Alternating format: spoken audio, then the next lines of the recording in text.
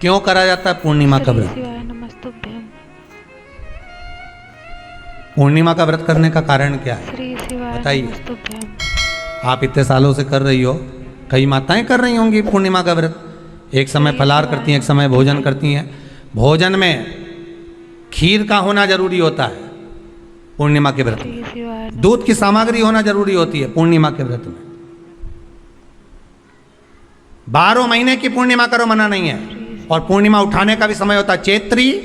चैत्र के महीने की जो पूर्णिमा होती है, चैत्री पूर्णिमा पहली पूर्णिमा मानी जाती है, इसलिए चैत्री पूर्णिमा को सिद्ध पूर्णिमा कहते हैं, कार्य सिद्धात्री पूर्णिमा कहते हैं, सिद्ध करने वाली। मनोरथी पूर्णिमा कहते हैं, मनोरथी पूर्णिमा। इसलिए पूर्णिमा का व्रत कहाँ से उठाया जाता है? चैत्र के महीने की पूर्णिमा से पूर्णिमा का व्रत उठाया जाता है कि मैं महीने की पूर्णिमा करूंगी तो वो चैत्र पूर्णिमा से उसको उठा लिया जाता है। पर उसका एक नियम रहता है, आप फलाहार करें अपनी जगह पर है, पर एक समय भोजन कर रहे हैं वो अपनी जगह पर। भोजन के साथ में मीठे के साथ थोड़ा दूध की सामग्री होना जरूरी होती है। और क्यों करते हैं पूर्णिमा का व्रत, किस लिए किया जाता है, क्यों करा जाता है, उसका व्याख्यान वर्णन शिव महापुराण के अंतर्गत स्कंद पुराण में लिखा गया। स्कंद पुराण में वर्णन किया है श्री वेद व्यास जी महाराज ने। कहा ये पूर्णिमा का व्रत इसलिए किया जाता है कि व्यक्ति का जब मन गलत भ्रम में जाने लगता है, मन जब गलत जगह पर जाने लगता है, तो ये मन को गलत जगह पर ले जाने वाला कौन होता है? तो कहा ये चंद्र होता है। व्यक्ति की राशि के अंतर्गत, व्यक्ति की पत्रिका के अंतर्गत, व्यक्ति की ग्रह दशा के अंतर्गत जब चंद्र बेकार चलता है तो व्यक्ति अच्छा करते करते भी बेकार करने लग जाता है। चंद्र डोल रहा है। कई माताएं कहती हैं गुरुजी हमारे बेटे को आशीर्वाद दीजिए, बहुत गलत संगत में जा रहा है। मतलब समझ जाना कि चंद्र गड़बड़ जा रहा है। बेटी अगर गलत मार्ग पर जा रही है, बेटी अगर गलत संगत में जा रही है, किसी अन्य व्यक्ति को आकर्षित हो, चंद्र गड़बड़ हो रहा है, उसका चंद्र कहीं जा रहा है। कोई पुरुष, कोई लड़का, कोई गलत मार्ग पर जा रहा है, चंद्र गड़बड़ हो रहा है।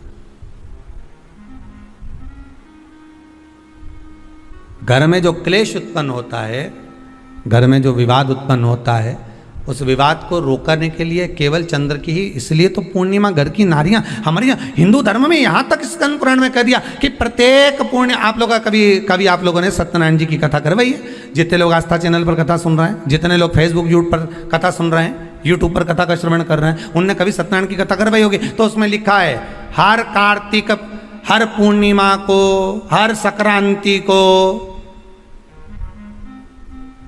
ब्राह्मण सत्यनारायण भगवान की कथा या राजा या वैश्य कथा को कराता था या बढ़िया कथा कराता। सुनी कि नहीं सुनी ये बात?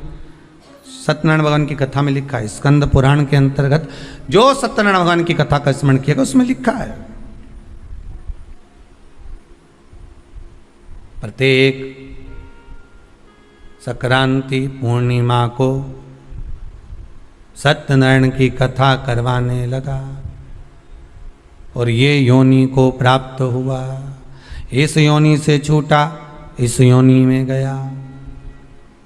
लिखा है, सब कुछ लिखा है।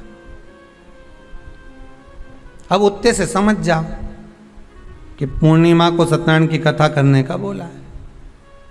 तो पूर्णिमा को सत्यनारायण की कथा का क्यों बोला? वैसे तो रोज कराओ सत्यनारायण जी की कथा, प्रतिदिन कराओ, मना नहीं है। आप क्या कोई विशेष फंक्शन है आप सत्यनारायण जी की कथा करवा, पर पूर्णिमा संक्रांति को और संक्रांति को पूर्णिमा को सत्यनारायण की कथा का स्मरण क्यों करवाया गया? क्योंकि पूर्णिमा के दिन अगर ये भगवान का व्रत रख लेगी, पूर्णिमा के दिन अगर ये खीर का प्रसाद बना लेगी, थोड़ा सा दूध की कोई सामग्री बना लेगी और भगवान को भोग लगा देगी, भले सत्यनारायण भगवान के भाव से बनाए, भले सत्यनारायण जी के निमित्तार्थ बना, पर अगर इसने सत्यनारायण भगवान के निमित्त से बना, पर पूर्णिमा के दिन अगर ये व्रत रखेगी, उपास रखेगी या कोई सामग्री बनाकर भगवान की पूजन कर लेगी, तो इसके घर में जो अशांति है वो शांति में बदल जाएगी। इसलिए कई घरों में आज भी सत्यनारायण भगवान की पूजन हर पूर्णिमा को करती है। माता किताब लेके बैठ जाती है, तुरंत उन्हें ऑफिस जाना, कहीं काम पे जाना, और तुरंत उसने जल्दी कलश रखा, कलश नहीं भी रखे तो भगवान की पूजन कर के